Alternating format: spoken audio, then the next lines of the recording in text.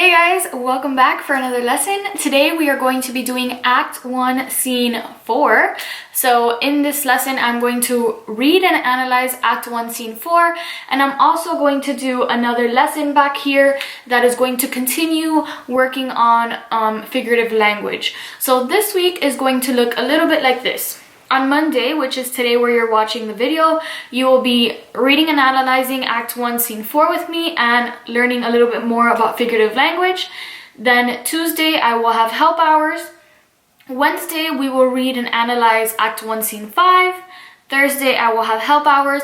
And then Friday, you are going to take a test on the whole Act 1 as well as figurative language and figurative language as your standard. So you will be taking a test on that, okay? Let's go ahead and start Act 1, Scene 4. You should have your PDF printed, or if you have the book, you can read it from the book and analyze it on the book. Or if you don't have a printer, you can read it on the screen and then analyze it in your notebook. All right, so let's go ahead and get started. Okay guys, so in Act 1, Scene 4, we know that they were supposed to go to this party, but we know that Romeo is a Montague, which means that he's not really invited to this party. Now, luckily, this party is a masquerade party, so Benvolio and Romeo are allowed to wear a mask to kind of disguise themselves, and hopefully they don't know that, you know, Romeo is a Montague, okay? So let's go ahead and start reading. What shall this speech bespoke for our excuse, or shall we on without apology? The date is out of such prolixity.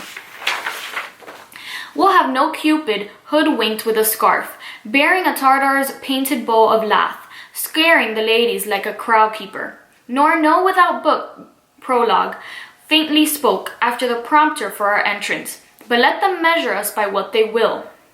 We'll measure them a measure and be gone. Give me a torch, I am not for this ambling.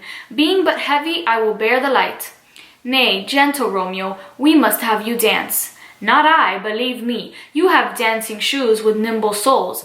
I have a soul of lead, so stakes me to the ground, I cannot move. So we're gonna go ahead and pause there really quickly because this is something super important. From the last lesson, we were learning about puns, and right away we see Romeo kind of state a pun, and he says, you have dancing shoes with nimble soles. I have a soul of lead, so stakes me to the ground, I cannot move. So we have the two words that sound similar here. We have the soles of shoes, and we have the soul of, inside of us, we have a soul. So he kind of says that the shoes are being weighed down by his grief, and we obviously know that he's grieving because of Rosaline. He's in love with her and whatnot. We know the situation with their love story so far. So that's what his pun is trying to say there, okay? He says, you are a lover. Borrow Cupid's wings and soar with them above a common bound. I am to soar and pierced with his shaft, to soar with his light feathers, and so bound I cannot bound a pitch above dull woe. Under love's heavy burden do I sink, and to sink in it should you burden love, too great oppression for a tender thing. Is love a tender thing? It is too rough, too rude, too boisterous, and it pricks like thorn. If love be rough with you, be rough with love. Prick love for pricking, and you beat love down. Give me a case to put my visage in, a visor for a visor. What care I, what curious eye doth cope deformities? Here are the beetle brows shall blush for me. Come, knock and enter, and no sooner in, but every man betake him to his legs. A torch for me, let wantons light of heart tickle the senseless rushes with their heels. For I am proverbed with a grandsire phrase, I'll be a candle holder and look on. The game was near so fair, and I am done. Tut duns the mouse, the constable own word. If thou art done, we'll draw thee from the mire, or save your reverence, love, wherein thou stickest up to the ears. Come, we burn daylight. Nay, that's not so. I mean, sir, in delay, we waste our lights in vain. Light by day. Take our good meaning, for our judgment sits 5 times in that error, once in our 5 wits. And we mean well in going to this mask. But 'tis no wit to go. Why, may one ask? I dreamt a dream tonight, and so did I. Well, what was yours? That dreamers often lie. in bed asleep while they do dream things true. So we're going to go ahead and stop there and start analyzing. We see another pun here at the end where he says, Mercutio's kind of saying that he doesn't believe in dreams because dreams lie. And then we see Romeo, he kind of thinks the opposite. He says, yeah, we lie in bed to dream about dreams that are real, okay? So we see the difference in Mercutio's and Romeo's beliefs. But the lie there is clearly between the words lie, like not true, and lie by lying in bed, okay? So now we're going to go into a monologue that Mercutio is going to have, and he's going to try to like convince Romeo that the way he's believing in his dreams is not true, and he shouldn't be believing in them anyways, okay? So we're going to go into a monologue, which is when he has a long speech by himself, okay? And this is going to be Mercutio. And in this monologue, we're going to meet a new character. So let's see who it is. Oh, then I see Queen Mab hath been with you. She is the fairy's midwife, and she comes in shape no bigger than an agate stone, on the forefinger of an alderman, drawn with a team of little atomy, over men's noses as they lie asleep. Her wagon spokes made of long spinners' legs, the cover of the wings of grasshoppers, her traces of the smallest spider web, her collars of the moonshine's water beams, her whip of cricket's bone, the lash of film, her wagoner a small gray-coated gnat, not half so big as a round little worm, pricked from the lazy finger of a maid. Her chariot is an empty hazelnut, made by the joiner squirrel or old grub. Time out, O mind the fairies' coachmakers, and in this state she gallops night by night, through lovers' brains, and then they dream of love. On courtiers' knees that dream on curtsies straight, or a lawyer's fingers who straight dream on fees, or a lady's lips who straight on kisses dream. Which oft the angry Mab with blisters plagues, because their breaths with sweetmeats tainted are. Sometimes she gallops o'er a courtier's nose, and then dreams he of smelling out a suit. And sometime comes she with a tith pig's tail, tickling a parson's nose as he lies asleep. Then he dreams of another benefice. Sometimes she driveth o'er a soldier's neck, and then dreams he of cutting foreign throats, of breeches and buscados, Spanish blades, of healths 5 fathom deep, and then Annan drums in his ear, at which he starts and wakes, and being thus frighted, swears a prayer or two, and then sleeps again. This is that very Mab that plats the manes of horses in the night, and bakes the elf-locks in foul, sluttish hairs, which once untangled much misfortune bodes. This is the hag, when maids lie on their backs, that presses them and learns them first to bear, making them women of good carriage. This is she. Peace, peace, Mercutio, peace. Thou talk'st of nothing. True, I talk of dreams, which are the children of an idle brain, begot of nothing but vain fantasy, which is as thin of substance as the air, and more inconstant than the wind, who woos even now the frozen bosom of the north, and, being angered, puffs away from thence, turning his side to the dew-dropping south. So we're going to go ahead and pause there and start analyzing as well. So who is our new character here? As we're reading the monologue of Mercutio, we see the name Queen Mab. So this is going to be our new character. And she's kind of like a mythical creature that is in charge of people's dreams. Okay, so technically she just goes around, and in her little carriage, if we see in the beginning of his monologue, he starts describing how she travels. So he says, her traces of the smallest spider web, her whip of cricket's bone, the lash of film, her wagoner, a small gray-coated gnat. So we know that she's kind of like in a little carriage made out of spider webs, okay, and spider legs and grasshoppers. And she has someone who takes her, who drives her. So her wagoner, a small gray-coated gnat. So he's not half so big as a round little worm. So it's just, you know, this little fairy, I guess you can say, who goes around and kind of controls what people are dreaming, okay? So if she's responsible for a lot of the mischiefs that are happening in dreams, can we really say that we can trust what our dreams are? So are you on Mercutio's side, or are you on Romeo's side? And if we see a lot of the dreams that she provokes, it's kind of like really mischievous, okay? So if we see a little more towards the middle of his monologue, she said, or he says, or lawyer's fingers who straight dream on fees. So she kind of goes around and goes on fingers of lawyers, and they start dreaming about fees, which kind of, you know, ties into today's world where we have a stereotypical thought that, you know, lawyers are always out for money or whatnot. So even in that time, you know, that's how lawyers were seen.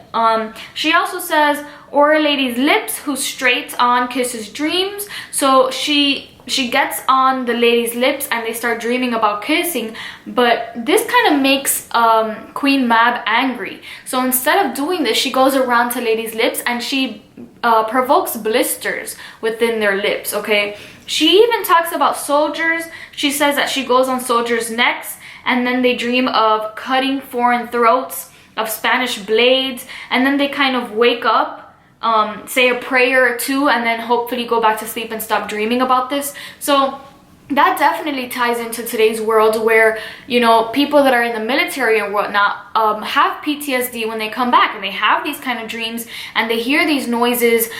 So there's a lot of relationship between the age back then and how they were living and how we live now, okay? Just keep in mind that this is being controlled by a mythical creature. So we have to think, who's right here, Mercutio or Romeo? And as we see at the end there of this little section that we're analyzing, Mercutio kind of agrees with Romeo, and he says, you know what, dreams are just fantasies. You're kind of right. Okay, so let's go ahead and finish scene 4. So Benvolio comes in and he says, this wind you talk of blows us from ourselves. Supper is done and we shall come too late. I fear too early, for my mind misgives, some consequence yet hanging in the stars, shall bitterly begin his fearful date with this night's revels, and expire the term of the despised life closed in my breast, by some vile forfeit of untimely death. But he that hath the steerage of my course, direct my sail on lusty gentlemen. Strike drum. So here in this last scene, we see that Romeo is still a little bit apprehensive about going to this party.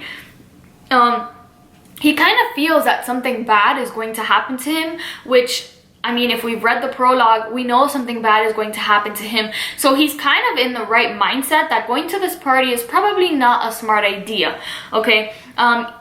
Obviously, he gets convinced to go to this party, so he's going to go. And we see that in this last section that he's talking, he says, I fear too early, for my mind misgives, some consequence yet hanging in the stars. So he's kind of talking about, I don't know if you remember in the prologue, I also went over this and I said how Romeo and Juliet are star-crossed lovers. So that means that they're kind of destined by fate and they can't change anything because that's what fate wanted. So he's kind of saying, you know, I don't know, but something's hanging in the stars. So he knows that fate is going to do something and he cannot control what's going to happen. He also says by some vile forfeit of untimely death. So he kind of feels that he's going to have an early death. But he says, you know what? If that's what God's wants, if that's what God's will is, then I'm going to go ahead and just do what I got to do, because at the end of the day, that's what God wants. Okay, so it's kind of like foreshadowing that something is going to occur at this party, or because of this party, something is going to occur. Okay, so that is Act 1, Scene 4. Now we are going to go ahead and get into our lesson on figurative language and the meaning of words. Okay guys, so today we're going to go ahead and continue our lesson on figurative language.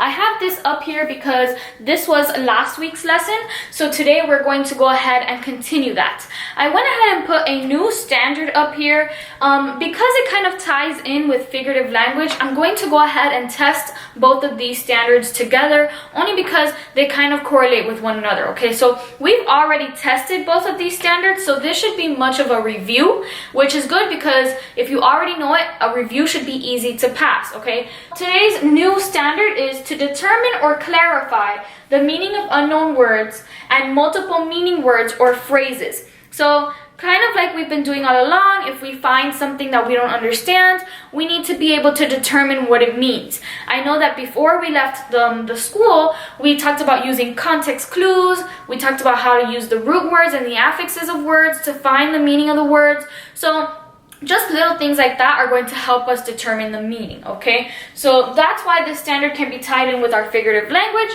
and also because sometimes while we're looking at figurative language and while we're reading Romeo and Juliet, there's going to be times where you need to know the meaning of a word that you may not understand, and that's when this comes into play, okay? So to go ahead and continue our lesson with figurative language, on the test on Friday, there's going to be 4 things that you should know because it's going to be on the test.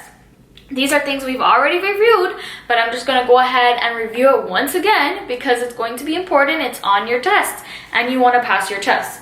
So the first thing is going to be an allegory. Okay, an allegory is going to be when you use a character, when you use a place or an event in order to kind of show or broaden a message that you're trying to give, okay? So for example, what I just talked about in Romeo and Juliet, we see that in Romeo and Juliet, they kind of use God and Christ a lot. So they talk about fate and how, you know what, if this is what God wanted, that's what it's gonna happen, so I have no control. So that's kind of like an allegory. They're using that to kind of compare or demonstrate God and Christ's message about fate.